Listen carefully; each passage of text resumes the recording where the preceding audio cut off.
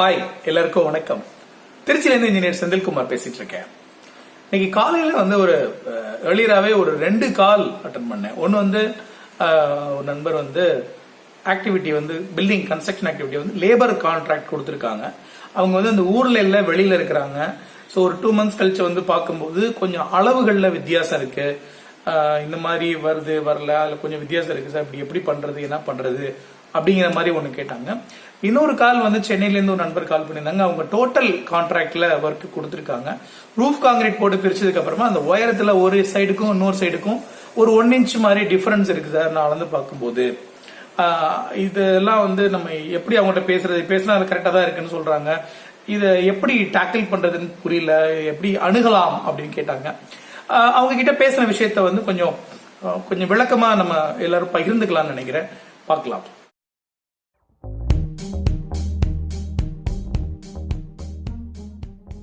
இந்த building construction முழுக்க முழுக்க மேனுவலா நம்ம செய்யற ஒரு வேலை.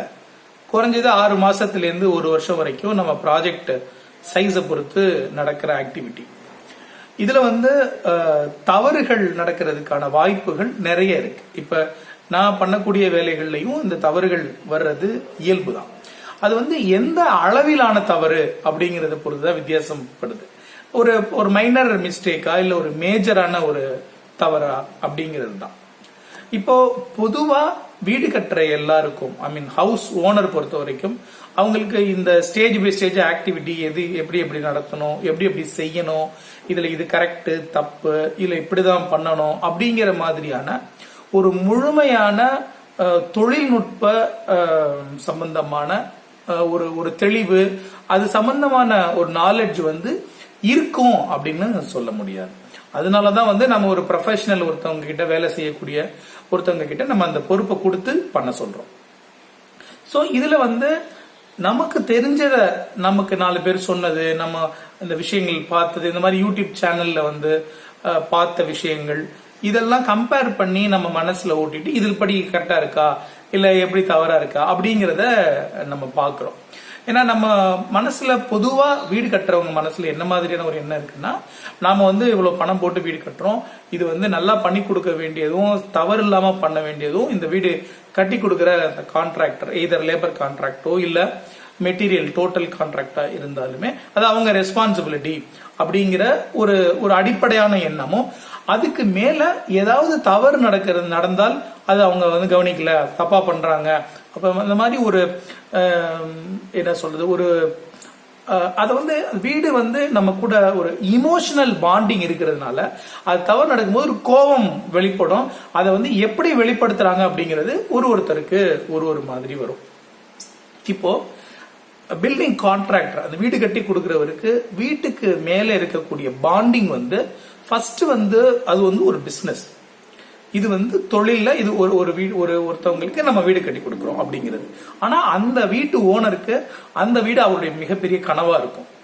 அது கனவு இல்லமா இருக்கும். இதுக்காக பணத்தை பல ரொம்ப வருஷமா சேர்த்து வச்சிருப்பாங்க. இல்ல ரொம்ப வருஷமா கட்ட போறதுக்காக முன்னாடி லோன் வாங்கியிருப்பாங்க. இல்ல அவங்க நகை அடகு வச்சிருப்பாங்க, நகையை வித்திருப்பாங்க, நண்பர்கள் கிட்ட, தெரிஞ்சவங்க கிட்ட, உறவினர்கள் கிட்ட எல்லாம் பணம் வாங்கி அந்த வேலை செய்வாங்க. அது மட்டும் இல்லாம அந்த வீடு கூட அவங்களுக்கு இந்த வீட்டுல நம்ம இதெல்லாம் பண்ண போறோம், நம்ம குழந்தைங்க இங்கதான் வளர போறாங்க, இந்த ஃபங்க்ஷன்லாம் இங்க நடத்தணும், அந்த மாதிரி எக்கச்சக்கமான ஒரு கனவுகள் இருக்கும். சோ ஒரு உணர்வு ரீதியான ஒரு பாண்டிங் அந்த வீட்டுல இருக்கும். அப்படிப்பட்ட உணர்வு ரீதியான ஒரு தொடர்பு, நெருக்கமான உறவு இருக்கும்போது அதுல ஏதாவது தவறுகள் நடக்கிறதா நமக்கு தெரிஞ்சால், நம்மளுடைய அறிவு எல்லைக்கு இது தவறு அப்படின்னு தோன்ற விஷயம் இருந்தால் அதை வெளிப்படுத்துவாங்க. வெளிப்படுத்துறது ஒருத்தருக்கு ஒருத்தர் மாறுபடும்.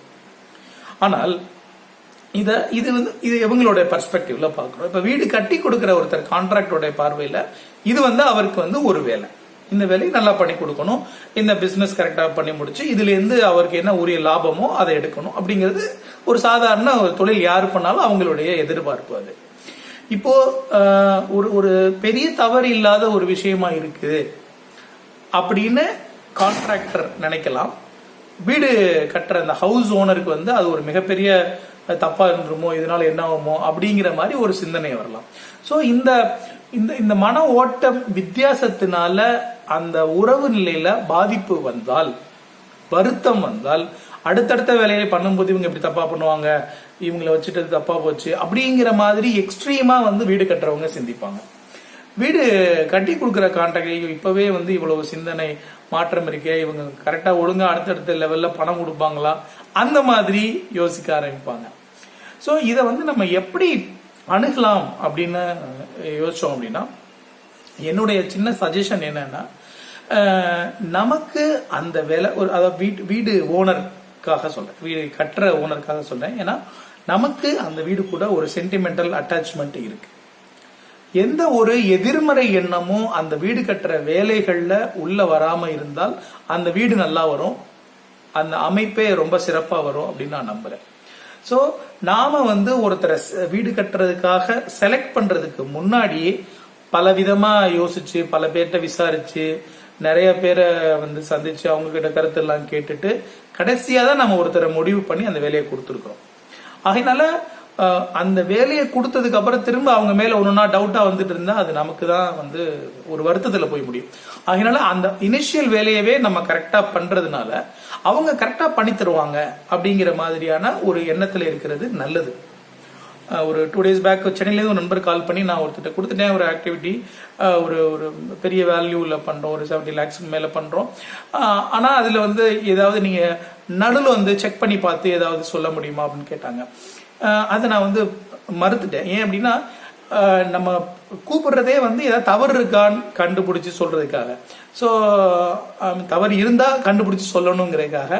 அப்ப நம்ம அந்த ஆக்டிவிட்டியில பண்ற ஒருத்தர் ஏதாவது ஒரு கண்ணில் பற்ற தவறுகளை சொல்லலாம். அது நெக்லிஜிபிளா இருக்கா இல்லையா அப்படிங்கிற சொல்றவங்களை பொறுத்து மாறுபடும். அதனால அத அந்த கண்ணோட்டத்திலேயே நம்ம போகாம ஒருத்தரை முடிவு பண்ணிட்டா அவங்க நல்லா பண்றாங்க அப்படிங்கிற அந்த எண்ணத்தை நிறுத்தி நின்றுகிட்டு, ஏதாவது தவறு நடக்கிறதா நமக்கு தெரிஞ்சால் அதை அவங்க கிட்டயே டிஸ்கஸ் பண்ணலாம். எப்படின்னா, இந்த மாதிரி இருக்குங்க, இது எப்படிங்க, இது என்னன்னு கேட்கும்போது அவங்க உரிய விளக்கத்தை கொடுக்க வேண்டியது வீடு கட்டி கொடுக்கறவங்களுடைய கடமை, அவங்களுடைய ரெஸ்பான்சிபிலிட்டி. அது அவங்க சொல்லுவாங்க, சொல்லணும்.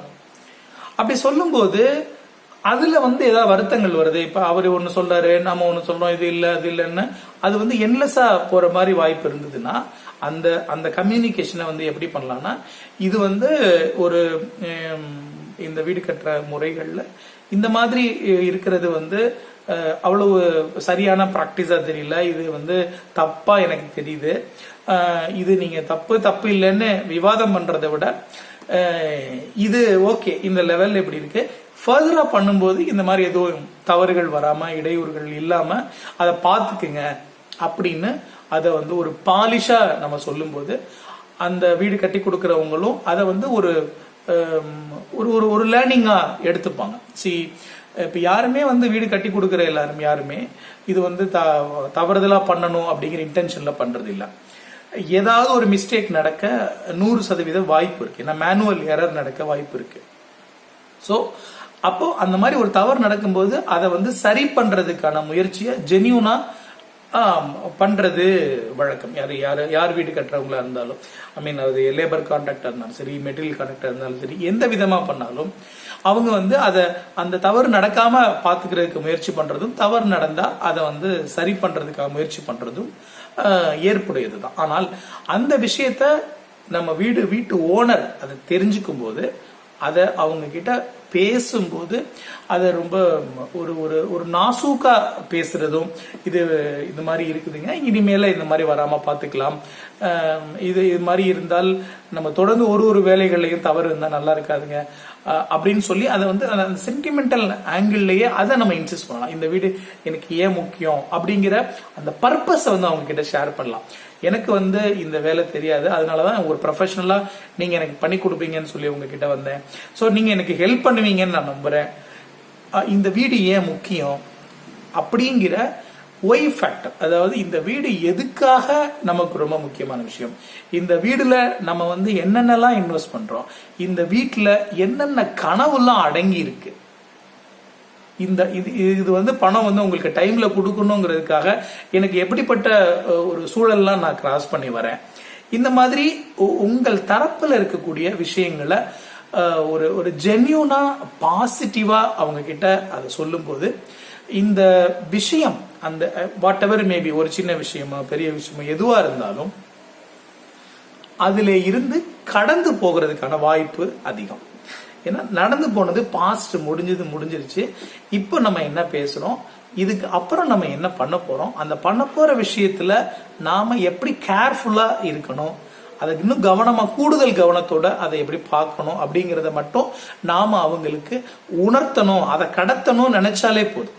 ஏன்னா ஒருத்தர் எப்படி செய்யறாரு அப்படிங்கறத நம்ம அவங்கள பத்தி ஆரம்பத்துல நிறைய விசாரிக்கும் போதே நம்ம முடிவு பண்ணிருப்போம்.